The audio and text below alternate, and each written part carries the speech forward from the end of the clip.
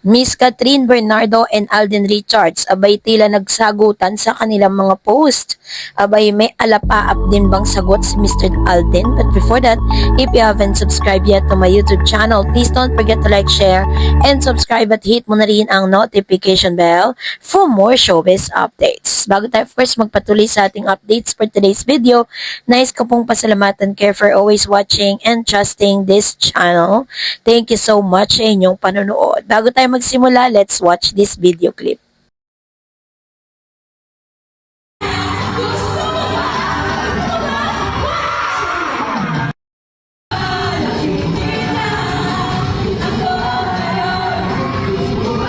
Sa simpleng pagkanta ni Miss Catherine Bernardo ng Alapaap, kung saan ay talaga makikita mo nag-i-enjoy siya ngayon, ay napanostalgic no yung kanyang mga fans dahil po sa pangyayaring ito.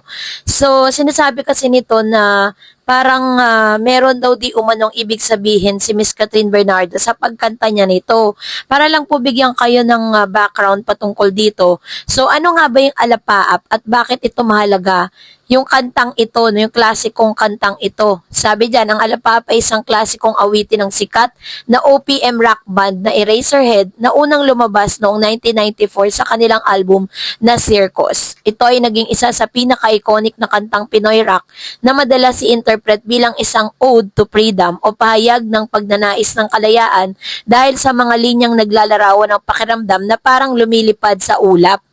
Ang Eraserhead ay tinaguri ang Beatles of Pilipinas dahil sa malaking impluensya nila sa musika at kabataan noong dekada 90 at 2000 ng mga millennial. Kaya naman, pagkatapos ng halos 3 dekada, ang Alapaap ay hindi lamang kanta at ito ay bahagi ng kolektibong alaala ng maraming Pilipino.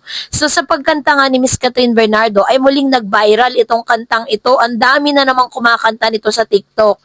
Noong January 2026, kumalat sa social media ang isang reel at video kung saan makikitang todo birit si Catherine Bernardo habang kinakanta ang Alapaap ng Eraserhead sa isang event. Ayon sa balita, ang kuwang video ay mula sa isang celebration party ng mga artista at production crew ng seryeng Someone Someday at kitang-kitang aktres na masayang umaawit habang sinasabayan ng iba ang iconic na kanta. So bakit nga ba nag-viral ito at bakit ito'y nag-trigger ng emosyon at reaksyon mula sa netizen? So si Catherine ay kilala sa pagiging isang A-list actress, hindi bilang isang recording artist o singer na madalas kumanta sa publiko. Kapag may video siya na kumakanta ng todo at hindi formal na performance, nagiging kaakit-akit ito sa netizen dahil iba ang dating kapag nakikita mo yung showbiz star na nagpapakita ng real na sarili sa isang candid o unscripted na paraan. Ang ganitong uri ng laro ang viral video ay mabilis kumalat dahil sa elemento ng sorpresa at pagka-relatable nang parang nakikita mong isang sikat na artista na normal lang ang trip at yun ay nagkikreate ng genuine reaction sa mga manonood. Pero ito po ay hindi lang basta naging parang normal sa lahat dahil yung Alapaap song po kasi ito po ay parang nagpapas nostalgia or nostalgic value no po doon po sa mga fans po ni Catherine at ni Mr. Daniel Padilla dahil ito po ay kanilang all-time favorite OPM song nung kasama niya pa si Mr. Daniel. Lagi po nilang kinakanta yan kasi parang naging parang kala mo nga sila yung original na kumanta dahil kapag po kinakanta yung kantang Alapaap ang naaalala si Catherine at saka si Daniel.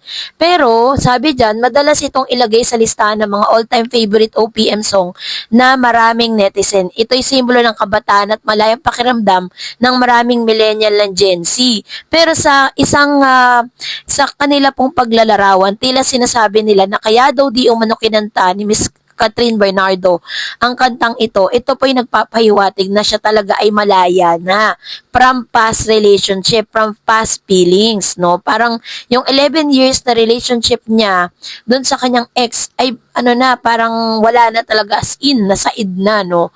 At hindi lang yun, nag-trending din po ang post kasi parang nagsasagutan di umano ito pong si Catherine at si Alden Richards sa kanila mga post. Matapos kasi mag-viral ang kanta ni Miss Catherine, ay biglang nag-post itong si Mr. Alden Richards sa kanyang IG story na ang gamit na kanta ay ang Alapaap. sabi po ng mga balita, sabi diyan, lakas maka good vibes ang viral video ni Catherine Bernardo na bumibirit ng kantang alapaap ng bandang Eraserhead. Tapos bigla pong lumitaw ito pong Instagram story ni Alden Richards. Marami pong mga nagsasabi na kaya daw nag-post itong si Alden Richards at ginamit ang kantang alapaap dahil number one, yung kanya pong IG story is parang ito po isang nostalgic places kung saan umakyat sila ng bundok. Tapos, isa rin sa mga nagbibigay ng alapaap na pakiramdam nitong si Mr. Alden, matapos niyang i-launch sa publiko, yung kanyang pinakabago at pinaka-unique no, na may isang parang branch ng McDo dito po sa Santa Rosa, Laguna. At ito po ay talaga namang masasabi mong parang naging isa sa mga naging magiging pasyalan kasi sa unique na pagkakagawa nito. Yun yung sinasabi ng ilan. Pero kung talagang inabangan mo si Alden Richards from the start, alam natin na may ibig sabihin ang mga pinost ni Mr. Alden. Although sabihin na natin na totoo naman na kapag ikaw ay may isang pinaglaban niya kasi ng todo tong ito pong place na to. And then meron din po siyang permit coming from the heritage parang gano'n parang kumuha siya ng kanyang permit para lang po talagang mapanatili na makasaysayan ng lugar na ito. Ang dami po mga kumontra dyan, kaya naman nagpiling alapaap itong si Mr. Alden Richards nang makuha niya at naging sumakses siya dito po sa punto na ito.